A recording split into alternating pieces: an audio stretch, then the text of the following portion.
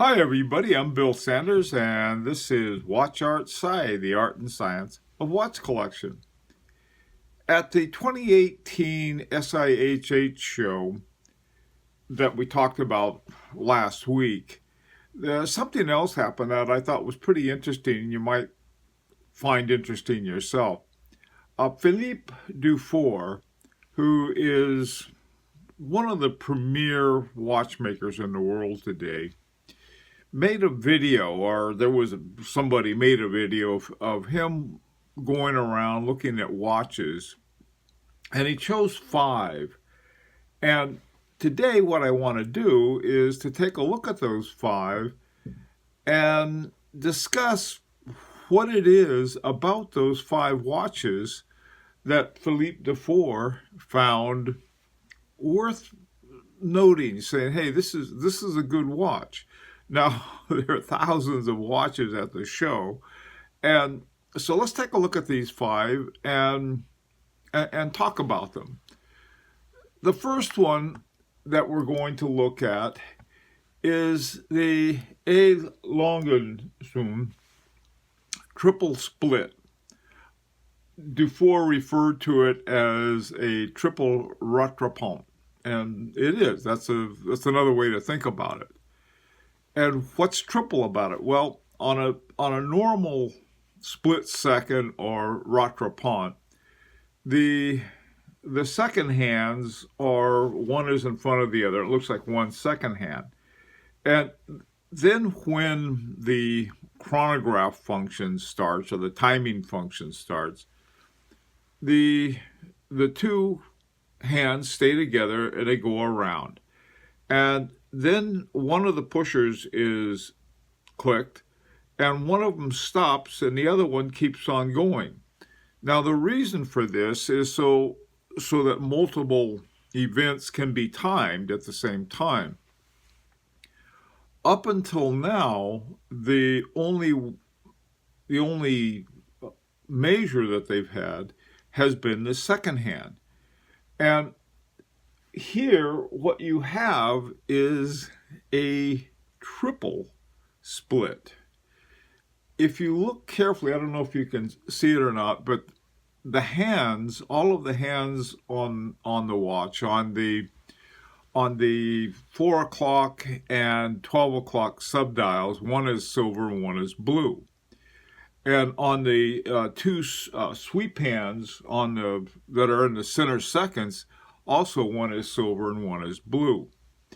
And what happens here, you have a split hour and a split minute along with the split seconds. And this is where you end up with your triple rattrapant.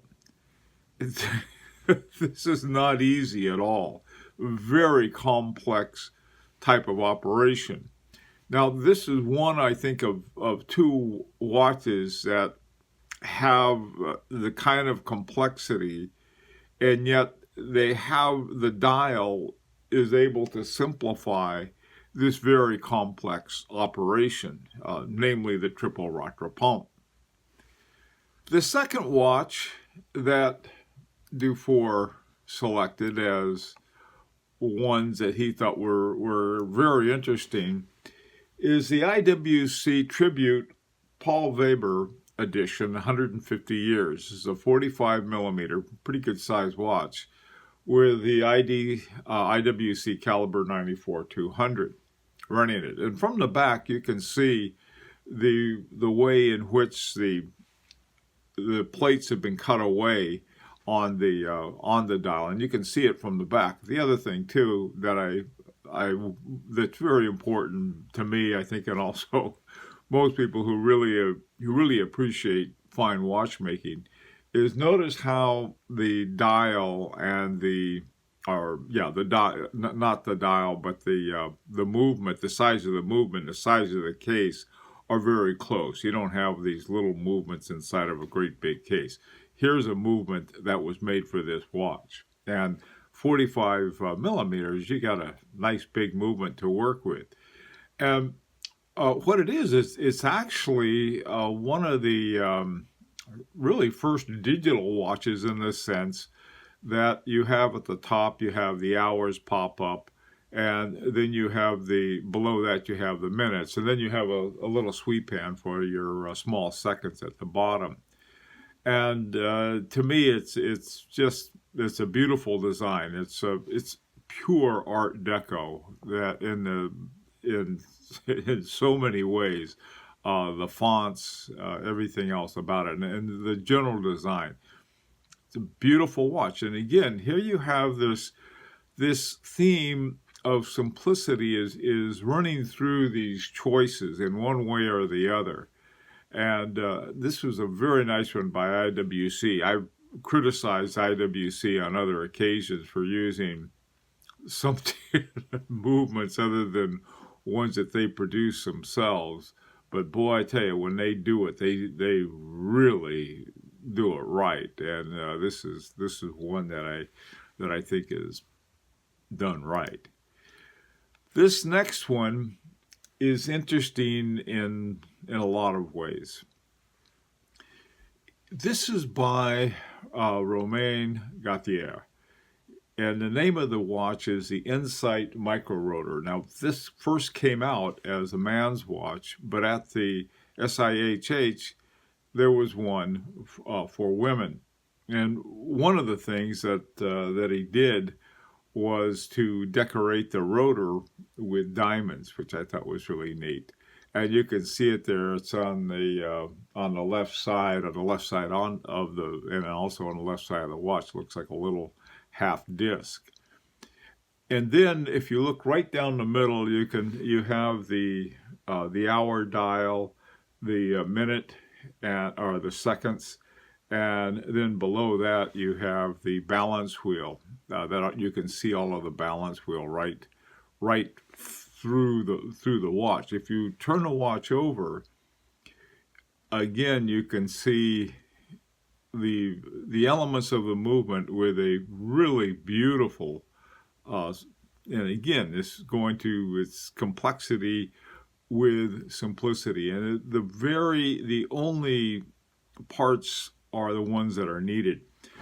When I used to program, there was a certain comment that someone said, "Oh, that's an elegant algorithm," and usually what it was, rather than having tons of code to get something done, they took a very complex problem and worked out an elegant solution. And this was remarked as something complicated simplicity, or simple, the complicated simplicity of Romain Gauthier. And this is a great example. A lot of people have considered Gauthier to be the heir apparent to Philippe Dufour, and looking at this you can see why.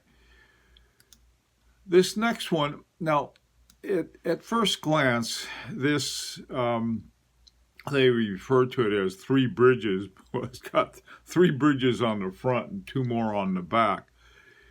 To me, the most interesting thing about this watch is the micro-rotor.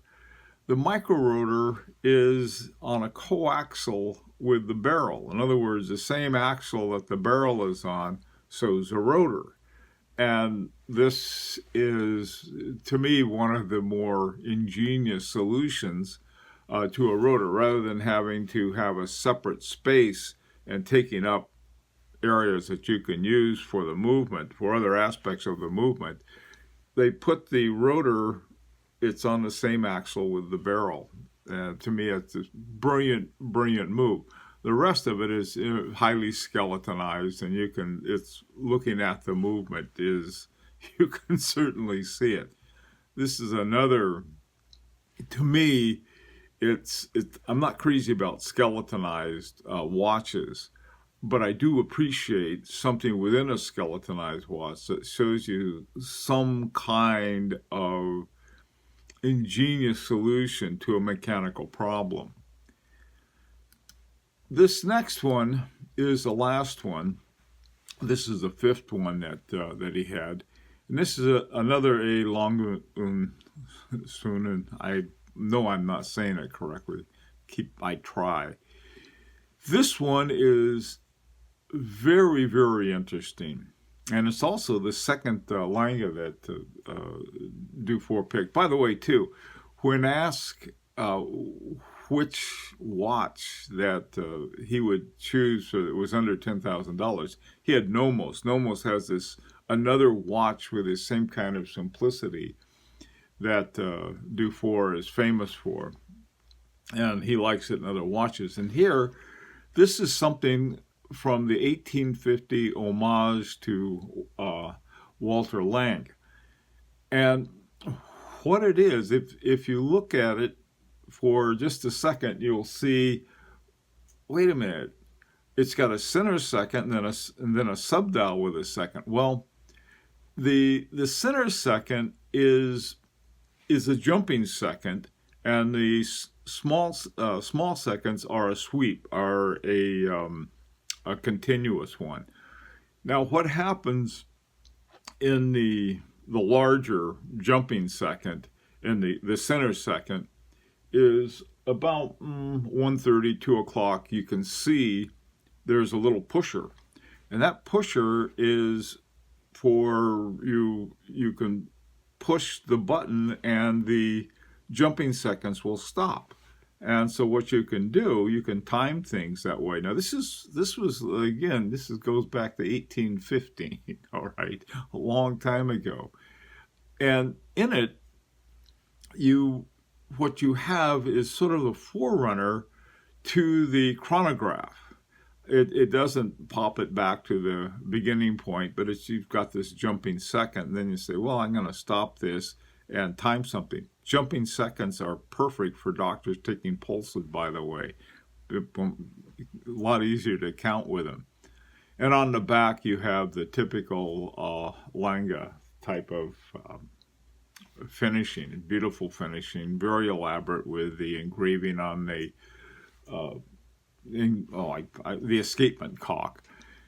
All right, so these are the 5, and the theme that they have is this simplicity for complex problems and for fairly complex kind of thinking that takes a lot of work to get to a relatively simple but elegant solution. I know engineers and programmers, a lot of different people have that same kind of thing. Artists too, by the way, also can find that aspect in their artwork, where you have something simple yet elegant.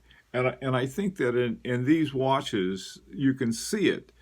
And the kind of watches I have on, this is to me another example of it. This is H. Moser's double hairspring, and it's the simple solution to some kind of consistency within a watch's timekeeping is by keeping the balance wheel centered, and they do it by having the opposing springs. I must have said that a dozen times, but I'm fascinated by, well, that's such a simple thing. Now, the interesting thing about it is the complexity to get it to do that is huge. And in fact, Moser decided they're not going to put those in except in a very few of their watches, because the engineering behind it is a great deal. But then you end up with just these 2 little springs going like that. That'll keep the axle for the balance wheel right in the center, and so you don't have any kind of variation from that. Okay, so those are Philippe Dufour's selection, his 5 watches from the 2018 SIHH. I'd like to hear your comments and other kinds of things that say, hey, I've got a watch that's got this really neat thing about it, either in the dial or in the movement, that takes care of a complex process in a very simple and ingenious way. And by the way, this is also an invitation to subscribe if you'd like. And until Sunday, when we're having another collection review, this is Bill Sanders for Watch Art Sci, the art and science of watch collection.